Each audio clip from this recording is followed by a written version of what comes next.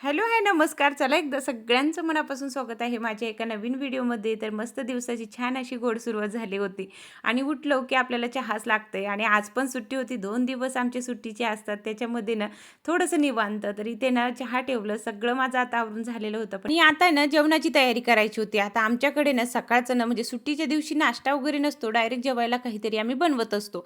तर इथे ना मेथीचे पराठे मला करायचे होते. आता बरेच दिवस झाले होते मेथीचे पराठे केलेच नव्हते. म्हणजे आम्ही पराठे म्हणतो, याला धपाटे पण म्हणतात, अजून थाली प्लेट पण म्हणतात, भरपूर काही त्याची नावं आहेत. पण आमच्याकडे धपाटे पण म्हणतात, पराठे पण म्हणतात. आपण काही म्हटलं तरी चालतंय. पण जास्त करून मला असं वाटतं धपाटेच म्हणतात शाळेत.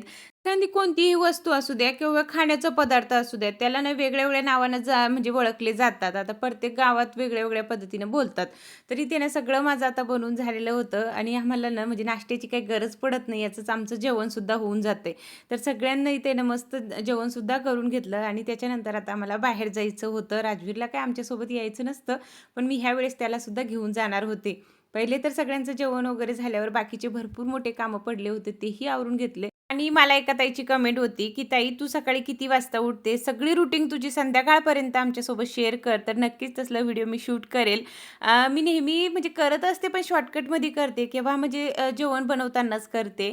आता सकाळी किती वाजता उठते ते पण मी तुम्हाला नक्कीच दाखवेल. पण आता सध्या तरी आम्हाला बाहेर जायचं होतं आणि तुम्हाला जर माझे म्हणजे ते व्हिडिओ आवडेल बघायला, तर नक्कीच मी शेअर करेल, की किती वाजता मला उठावं लागते किंवा काय-काय कामं असतात किंवा काय-काय मी खाते किंवा माझी रुटीन कशी असते, हे सगळ्या गोष्टी ना मी तुमच्यासोबत नक्की शेअर करेल. आम्ही आलो होतो आता बाहेर आणि तुमचं म्हणणं आहे ना, "ताई, आता 1 बीएचके घे, म्हणजे 1 आरकेमध्ये तुझं नाही होणार. आता डिलिव्हरी झाल्यावर तू कसं करेल?" आणि खरंच गोष्ट आहे बरं का, मी पण विचार केलेलं. आता माझी आई जर 10-12 दिवस जरी राहिली, तर मग तिला पण थोडंसं म्हणजे चांगलं वाटायला पाहिजे. छोट्याशा जागेमध्ये हे सगळ्या गोष्टी जमत नाही किंवा मला पण जमणार नाही किंवा म्हणजे येणारे-जाणारे राहतात आपल्याकडे, तर थोडंसं मोठं रूम पाहिजे. त्याच्यासाठी आम्ही ना म्हणजे आता रूम चेंज करण्याचा विचार करतोय. अजून तर बघायलाच गेलो होतो, की चांगलं रूम भेटलं की लगेच चेंज करून घेऊया आणि कसं घेतोय आम्ही ते पण मी तुम्हाला सांगेलच पुढे. अजून फिक्स नाही आहे. कोणत्याच गोष्टी अजून म्हणजे काहीच झालं नाही तर अगोदर सांगून काही फायदा नाही आहे. पण हा फ्लॅट मला आवडला होता, मस्त आहे आणि म्हणजे सगळ्याच गोष्टी चांगल्या दिसल्या मला. तर बघूया म्हटलं आता काय करायचं ते पुढे. पण आता सध्या तरी आम्ही बघायलाच गेलो होतो आणि म्हणजे 2-3 ठिकाणी आम्ही बघितलेलं. पण सगळ्याच गोष्टी आपल्याला बघाव्या लागतात. सगळ्याच गोष्टी म्हणजे जुळून यायला पाहिजे, हे सगळं महत्त्वाचं असतं. म्हणून अजून सध्या तरी बघणं चालू आहे. नक्कीच आम्ही जर चेंज करेल किंवा दुसरं काही झालं तर नक्की शेअर करेल. आता सध्या तरी मी तुम्हाला दाखवते आणि खरंच मला ही जागा खूप आवडली होती. मस्त रूम होता. पण बघूया आता आणि समोरून पण पूर्ण मोकळं वातावरण बोलले ना, तर मला पहिल्यापासून असलं काही आवडतं खूप. पण काही गोष्टी शक्य असतात, तर काही गोष्टी नसतात. तर म्हणून आहे ना, अजून काही फिक्स नाही बरं का. नंतर मी तुम्हाला सांगेलच. तर घरी आले, ताई पण आली होती माझ्याकडे. म्हणजे अचानकच ती अशी भेटायला आलेली. तर माझे पण कामं पडलेले होते आणि ते पण बाहेर गेले होते. म्हटलं चला कपड्यांची घड्या पण मारते आणि ताईसोबत म्हणजे बोलणं पण होऊन जाणार आणि परत मला बाहेर जायचं होतं. अजून थोडंसं काम होतं. म्हणजे जास्त मी खाली-वरती करते ना, तेव्हा मला त्रास होतो. म्हणजे सीड्या वगैरे भरपूर आहेत. पण कामं असतात तर जावं तर लागतंच ना आपल्याला. तर म्हटलं पहिले कपडे ठेवून देते आणि माझ्याकडे तेवढं पण वेळ नव्हतं, की मी ताईकडे बसून गप्पा मारीत म्हणजे बसणार. दुसरे कामं माझे खूप पडलेले होते आणि मला जेवणसुद्धा बनवायचं होतं. नेहमी आमचं ना बाहेरचं असं खाणं-पिणं खूप कमी असतं. म्हणजे अचानक जर आम्ही खाल्लं थोडंफार तेवढंच, नाही तर बाकीचं आम्ही काहीच गोष्टी म्हणजे भाजी, चपाती हे सगळं घरचंच पाहिजे आम्हाला. म्हणून मला ना जेवणसुद्धा बनवून घ्यायचं होतं. बाहेर तरी आम्ही जाणार होतो. थोडंसं काम होतं त्याच्यासाठी. पण जेवणं तर आम्ही कधीच बाहेरचं करत नाही, घरचंच करतो. तर येताना काही भाजीपालासुद्धा आणलं होतं. म्हणजे टमाटे वगैरेच आणले होते मी. मंडीमध्ये खूप जास्त उशीर झाला होता आणि उशीर झाल्यावर आपल्याला एवढी काही गोष्टी भेटत नाही. खूप कमी प्रमाणामध्ये भाजीपाला राहतो किंवा चांगलं पण राहत नाही. पण टमाटे चांगले होते म्हटलं चला घेते आणि सगळे व्यवस्थित करून फ्रीजमध्ये ठेवून द्यायचे. तर हप्ताभरून आपल्याला टेन्शन राहत नाही. म्हणजे व्यवस्थित आपल्याला पुरून पण जातात. तर इथे ना सकाळचं काही जेवण वगैरे बाकी होतं तेही सुद्धा काढून ठेवायचं होतं. भात वगैरे एक्स्ट्रा झालं होतं. एवढं भात मी कधी करत नाही. पण ह्यावेळेस जास्त झालेलं आणि मग म्हटलं वाया कशाला घालवायचं घालवायचं, संध्याकाळचं मस्त फोडणी भात केलं की होऊन जाते. मी तर मला चहासुद्धा करायचं होतं. म्हटलं चल ताई किचनमध्येच, तर तू किचनमध्ये बस, मी तोपर्यंत माझी कामंसुद्धा आवरून घेते आणि चहासुद्धा मी तिथेच बनवून आपण चहा पण घेऊया. तर मस्त तिथे चहासुद्धा ठेवलं आणि ताईसोबत दीदीसुद्धा आली होती. दोघं मायलेकी ती आल्या होत्या आणि खरंच आहे ना, ती म्हणजे अशी कधी-मधी येते ना, तर मला खूप छान वाटते. म्हणजे बोलणं तरी होतंय, मन मोकळं तरी होतंय, फ्री तरी वाटतंय. आता पहिले आम्ही खूप जास्त भेटायचो, पण आता बऱ्यापैकी आम्ही कमी भेटतोय. म्हणजे ती पण खाली येत नाही आणि मला वरती जाता येत नाही. मी जात असते, पण ताई ना खूपच उंचावर राहते आणि इतकं उंच चढायला ना, मला असं वाटतं की 2 महिने सांभाळायला पाहिजे मी, उगाच कशाला रिस्क घ्यायचे. पण कधी-कधी जाते, जर जास्त इमर्जन्सी असली किंवा म्हणजे कोणी पाहुणे आले, तर मला जावंच लागते. तेव्हा मी जाते दमादमानं. पण ताई पण येतात, पण तिच्याकडे इतके पाहुणे सध्या मी तुम्हाला मागं पण बोलले होते. म्हणजे भाऊजी पडले तेव्हापासून त्यांचं म्हणजे सगळे पाहुणे येत आहे ना बघायला, तर मग तिला घरच्या बाहेर पडताच येत नाही. म्हणजे कंटिन्यू कोणीतरी येणार असतं आणि मग ती येतच नाही. पण आज कसं काय आली होती मलाच माहिती नाही आणि मला खूप छान वाटलेलं की म्हणजे थोड्या वेळासाठी का असो ना, ती आली ना आपल्यासाठी टाईम काढून, तर आम्ही इथं बसलेलो गप्पा मारीत. पण मला पण कामं होते. मला जेवणसुद्धा लवकर बनवून घ्यायचं होतं. म्हणजे आताशी 4 वाजते, तरी पण मला सगळं उरकून बाहेर जायचं होतं, म्हणून मी सगळे कामं आवरत होते. चहासुद्धा ठेवला एका साईडला आणि म्हटलं चला इथं गोबीचीच भाजी करायची होती, म्हणजे फ्लॉवरची भाजी करायची होती. सॉरी, आता आमच्याकडं वेगळ्या पद्धतीनं कोणत्याही पदार्थाला म्हणतात बरं का. आणि मग नंतर असं होऊन जाते की ताई असं नाही म्हणत, तसं म्हणतात. ते गप्पासुद्धा चालू होते आणि कामंसुद्धा माझे होऊन जाणार होते. मला माहिती होतं पटापट सगळं आवरून घेतलं की राजवीरचे पप्पा आले की लगेच आम्हाला निघायचं होतं. आता राजवीरला ना थोडं मिनिटं का असो ना गार्डनमध्ये ते घेऊन जात असतात, म्हणून ते तिकडे गेलेले होते. मला पण ते सोबत घेऊन जाणार होते, पण मला जेवण बनवायचं होतं.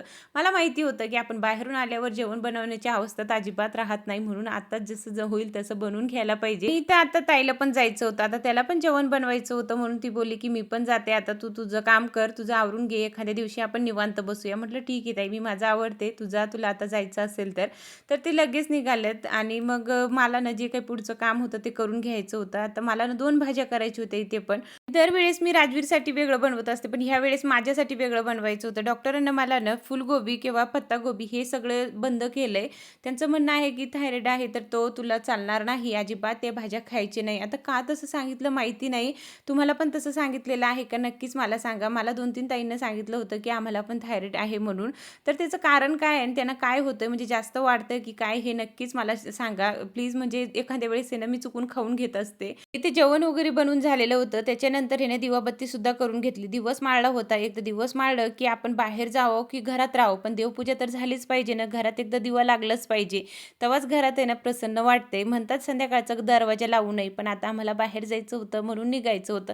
थोड्या मिनिटं दिवा लावला, तसंच बसून राहिले आणि त्याच्यानंतर आम्ही आता जाणार होतो. तर जास्त काही लांब नाही, जवळच आम्हाला एका नातेवाईकच्या घरी जायचं होतं, तिथेच आम्ही जाणार होतो. म्हणून आहे ना सगळं आवरून मी जात होते. म्हणजे थोडंसं उशिरा जरी झालंय तर टेन्शन नाही, तिथून आल्यावर सगळं आपलं आवरलेलं असतं, फक्त जेवायचं आणि झोपून राहायचं. म्हणून सगळ्या गोष्टी मी आवरून घेतल्या होत्या. आम्ही कुठं गेले होते आणि कोणाच्या घरी गेले होते ते काय मला तुम्हाला दाखवता येणार नाही. मी नेहमी तुम्हाला म्हणत असते की सगळ्यांना व्हिडिओमध्ये घेणं शक्य नसतं.